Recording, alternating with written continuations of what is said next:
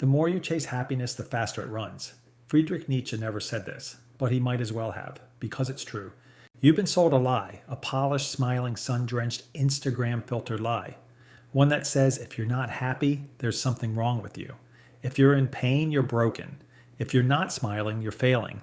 And the worst part, you believed it, because they told you that happiness is a goal, a trophy, a finish line, something you can earn, something you can win if you try hard enough, work long enough, smile wide enough.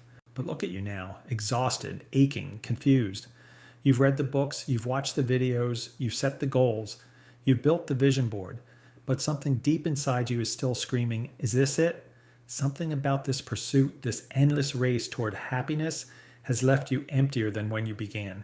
You hate that feeling, the betrayal, the shame, the growing suspicion that maybe it was never about happiness to begin with. Let me ask you something. Who told you that your purpose is to feel good, that comfort is the goal, that ease equals success? They never warned you that the pursuit of happiness might be the very thing enslaving you. But today I will, because this isn't just about happiness. It's about how your pain was pathologized, how your darkness was demonized, how your very human suffering was treated like a disease to be cured instead of a message to be understood. This is the lie that broke you, but it can also be the truth that saves you, if you're ready to look deeper. Carl Jung wrote, "Neurosis is always a substitute for legitimate suffering." You weren't supposed to be happy all the time. You were supposed to be whole. But wholeness includes your sadness. It includes your confusion, your grief, your failures, your rage, the shame you try to hide, the pain you try to numb, the tears you choke back because you were taught that men don't cry. Somewhere along the way, you were told that suffering is weakness, that discomfort is a flaw, that any sign of sadness means you're broken. But Nietzsche had a different vision. He believed that suffering was essential to the becoming of the self, that the man who avoids pain avoids growth, that those who dance with the abyss are the only ones who ever become something deeper than just a man chasing pleasure. Let's make this real. You lost her. Maybe she left, maybe she faded, maybe she never loved you the way you loved her. You replay the moments, you ask yourself what you did wrong. You wonder if you were enough. The pain won't let you sleep. Now the modern world will hand you a dozen distractions, gym porn, Instagram hustle affirmations, toxic positivity. And if you're spiritual, they'll tell you to meditate the pain away to manifest someone better. But no one tells you the truth. You're supposed to suffer. Not forever, not as punishment, but as a rite of passage. Because the suffering carves out space in you. It cracks the ego. It shatters the illusion of control. And only in those fragments do you meet the real you, the man beneath the mask, the one who bleeds, breaks, and still walks. You were not born to chase joy. You were born to confront reality, to be forged by the furnace of your own despair, to stop asking, how can I feel better, and start asking, what is this pain here to teach me? Pain is a mirror. And the longer you avoid it, the longer you avoid yourself. Here's the part no one dares to say: your misery is profitable. There is a multi-billion-dollar industry built around convincing you that something is wrong with you, that you need fixing, that your sadness is a glitch, your anger is a malfunction, your emptiness is a disorder. From self-help seminars to synthetic dopamine highs, you've been trained to treat every human emotion as a problem to be solved. And there's always a solution, always a product, a retreat, a podcast, a supplement, a guru, a course, a membership, a spiritual path, a TikTok trend. But no one ever tells you to sit with the darkness. No one profits off your silence, your solitude, or your stillness. You are told to hustle, to achieve, to level up, to always be working on yourself. But what if you're not a project? What if you're not a broken machine? What if the sadness isn't the problem but the map? Let's talk dopamine. You scroll, you swipe, you refresh, you get a hit, then another, then it fades. So you go back. You weren't born addicted. You were programmed, because every app you use, every feed you scroll is a weaponized version of pleasure. Fast, shallow, addictive, empty. And yet you wonder why you feel nothing real. Because the world gave you the illusion of joy without the meaning. Carl Jung called it the loss of soul. And he was right, because when you replace stillness with stimulation, you lose access to yourself. When you confuse being entertained with being alive, you forget what it means to feel. You are not crazy for feeling hollow. You are waking up. And maybe for the first time you're seeing the system, the loop, the lie. Happiness was never the goal. Obedience was, consumption was. And now the very thing you thought would set you free is the chain around your neck. But chains can be broken. Most men think happiness is about getting more money, more women, more admiration, more comfort. But Jung would tell you that true joy, the kind that doesn't fade when the applause stops, comes from integrating what you've been running from. Your shadow. The shadow isn't the enemy. It's everything you've hidden from yourself to survive. Your anger, your fear, your lust, your jealousy, your unmet needs, your rejected dreams, your brokenness, the things they told you would make you unlovable. So you buried it. You became who they wanted. You got good at pretending. You built a persona, a mask that fit the mold: successful, stoic, productive, charming. But something always felt hollow, like you left someone behind. That someone is still waiting. You see, shadow work is not self-improvement. It's self-reclamation. It's going back into the basement of your psyche, finding the parts of you chained up in the dark, and saying you belong to. When you integrate the shadow, you stop chasing external validation. You stop performing for love. You stop outsourcing your self-worth. You become dangerous not in a reckless way, but in the way of someone who no longer needs to be liked to know they matter. Because when you face your shadow, you realize something profound. You were never broken. You were just edited. The parts of you that were too wild, too loud, too emotional, too intense, too needy, they weren't wrong. They were real. And real is what you've been missing. The happiness you fear is the wholeness you've been avoiding. And wholeness means owning the dark. Not healing it away, not fixing it, but integrating it. Walking into the fire, not around it. Saying, yes, I was hurt. Yes, I was angry. Yes, I was lost. And I'm still here. This is the turning point, not when you eliminate pain, but when you stop being afraid of who you are. You say you want peace, but do you really? Or do you just want to look healed, to appear strong, to seem like a man who has it all together? Because if you were honest with yourself, you'd realize what you fear most isn't suffering. It's being seen without your armor. That fear, that's your ego. And it's not helping you. It's imprisoning you. Your ego is the voice that whispers, don't show weakness.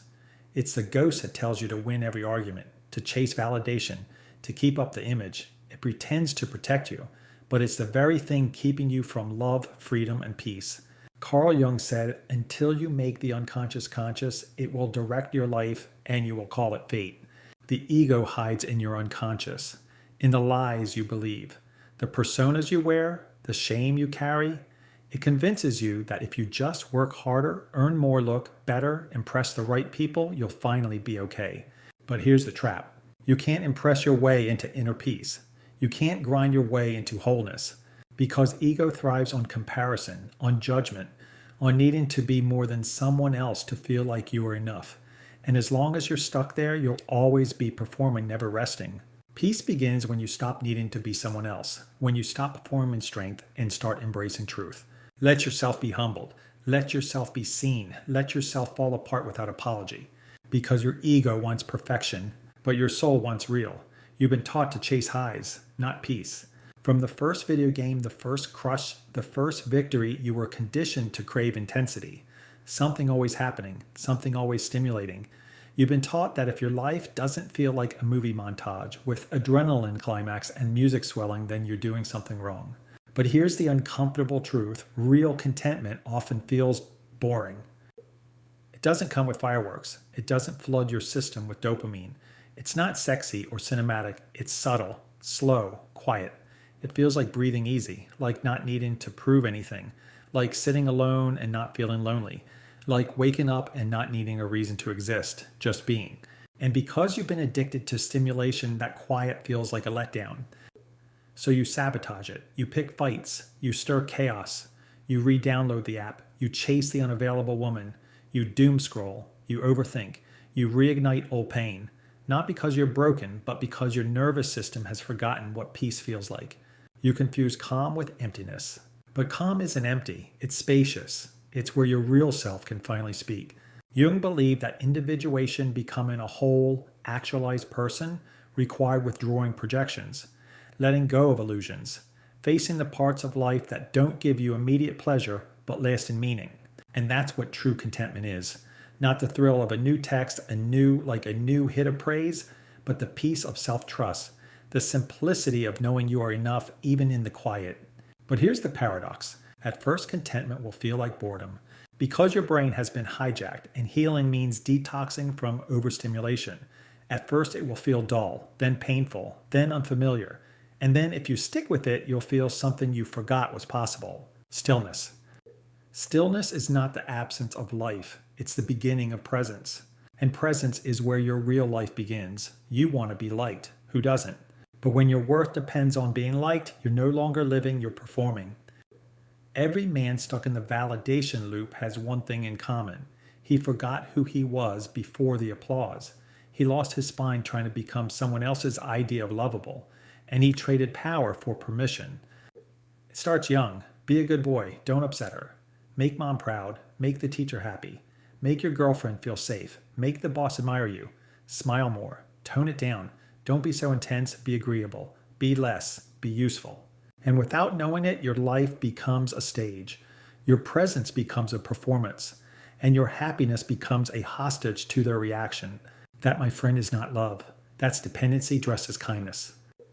Nietzsche warned us the herd will always reward conformity. But greatness, real self-possession, requires a kind of defiance.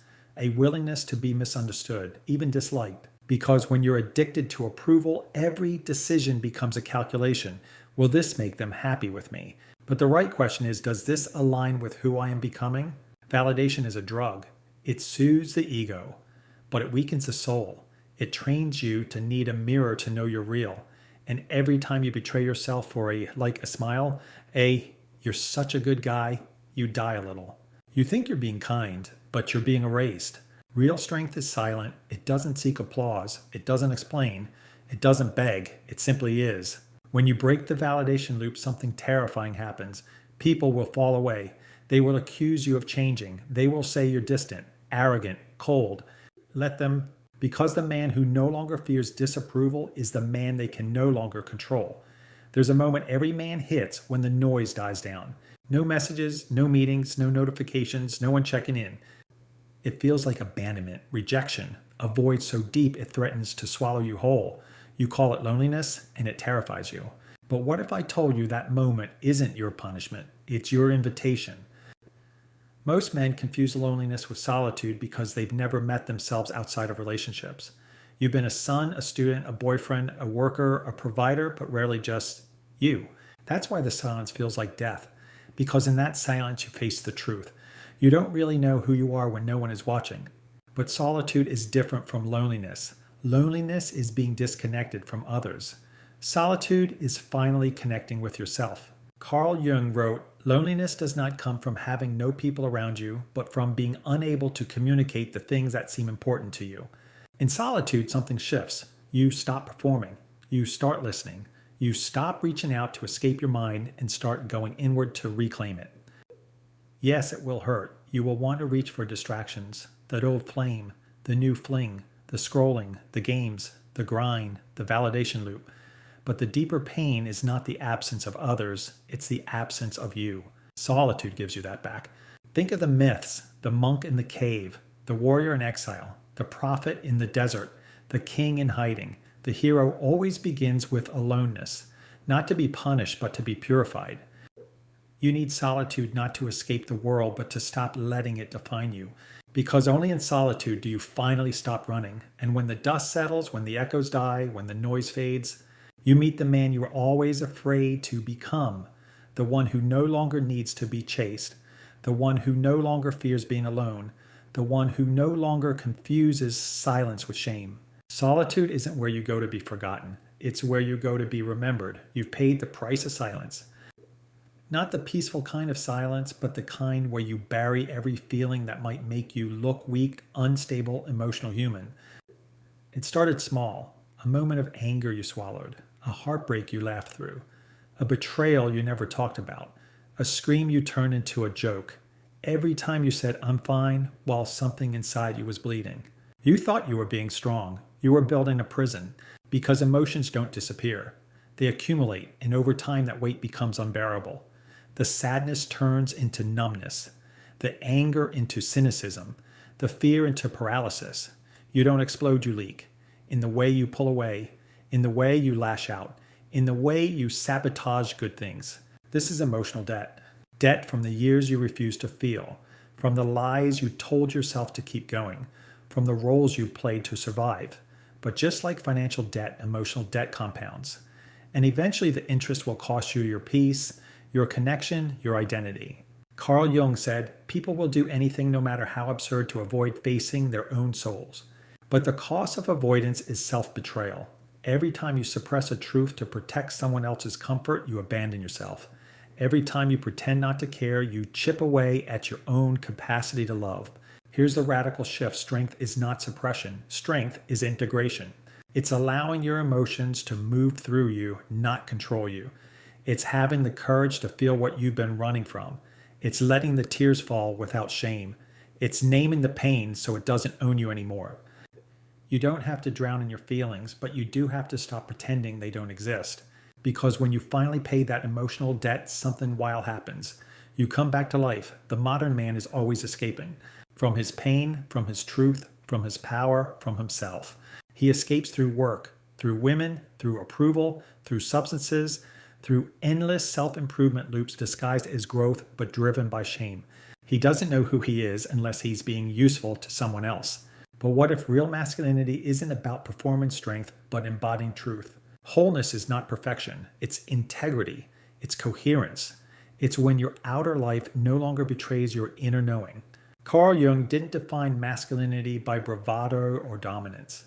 He saw true manhood as the integration of opposites, the strength to act and the stillness to reflect, the ability to protect and the courage to surrender, the resolve to lead and the humility to listen. This is masculine wholeness, when you stop splitting yourself into parts to please, to perform, to survive. The boy inside you still believes he must earn love. The man you're becoming knows love begins with self-ownership. He doesn't seek comfort over purpose. He doesn't outsource his worth. He doesn't react, he chooses. He isn't afraid of being alone with his thoughts. He isn't addicted to being needed. He doesn't escape from silence because he no longer fears what it will reveal. Wholeness means you can face your wounds without becoming them. You can hold space for your chaos without letting it dictate your destiny. You can walk through fire without needing to prove it to anyone. The man who stops running from himself becomes a man no one can run over. He doesn't beg to be loved, he invites it. He doesn't perform to be seen. He is seen because he sees himself. This is not the man the world taught you to be. This is the man your soul has been waiting for you to remember. And he's already inside you. Most people chase happiness like it's a thing you find. But happiness isn't found, it's revealed. And not through getting more, but by needing less. True happiness isn't the thrill of acquiring, it's the freedom of letting go. Letting go of roles of masks, of impossible expectations, and letting go of the idea that you need to be fixed, improved, or constantly optimized. Nietzsche called it becoming who you are, not who you're supposed to be, not who others told you to be, but who you already are underneath all the noise. We confuse happiness with stimulation, with success, with admiration, but real happiness is peace. And peace begins when you no longer need things outside of you to feel whole. Let that sink in. You don't need to be more impressive. You don't need to be more healed. You don't need to be more productive. You need to be more you. Carl Jung taught us that the journey isn't upward into perfection, it's inward into authenticity. You've been trying to build a life that looks good enough to finally make you feel good. But what if the life that feels good is the one where you stop needing to prove anything at all? Here's the twist. Real happiness often comes dressed as simplicity, a walk without your phone, a conversation without performance, a night of rest without guilt, a life that doesn't need to be captured to be worth living. And that kind of happiness isn't loud. It doesn't scream. It doesn't dance for attention. It's quiet, gentle, steady. And once you taste it, you never want to go back to chasing. When you stop needing, you start being, and being is the doorway to peace. This is where the story ends or begins. Because now you know, and once you know, you can't unknow. The illusion has cracked, the mask has slipped, the chase has revealed its cost. You can't go back to pretending that happiness is out there waiting at the end of another achievement, another body, another person, another performance. You can't unsee the trap how the more you chase feeling good, the more you abandon feeling real. So here you are, with a choice. You can keep performing, keep chasing, keep numbing, keep hiding, or you can stop, you can breathe, you can feel. You can start listening to the voice you've silenced for years, the one that whispers, you don't need to become someone else to be loved. You don't need to keep earning what you already are. You don't need to run from your pain. You need to walk with it. Real freedom is terrifying because it doesn't come with applause. It doesn't guarantee comfort. It doesn't let you blame anyone else. But it does offer something no illusion ever could: self-respect, presence, peace. Carl Jung wrote, "The privilege of a lifetime is to become who you truly are." So the real question isn't how do I feel happy again? It's am I willing to live in truth even if it's not always comfortable? Because when you stop chasing happiness like a product and start living truth like a practice, something radical happens. You stop being miserable, not because you found some magic, but because you stop betraying yourself. And from that place, joy can finally come home to you, not as a trophy, not as a reward, but as your birthright. You don't need to convince anyone. You don't need to wait for permission. And you don't need to explain your healing to people who benefit from your self-abandonment. You're not too broken. You're not too late. You're right on time to make a different choice. If this spoke to you, if a part of you felt seen, leave a comment and tell me, what lie are you done chasing? And if you're ready to stop running and start reclaiming who you really are, subscribe. This is just the beginning of everything they never taught you about being whole. Because when you no longer need validation to have value, that's when you finally become dangerous in the most beautiful way. You become free.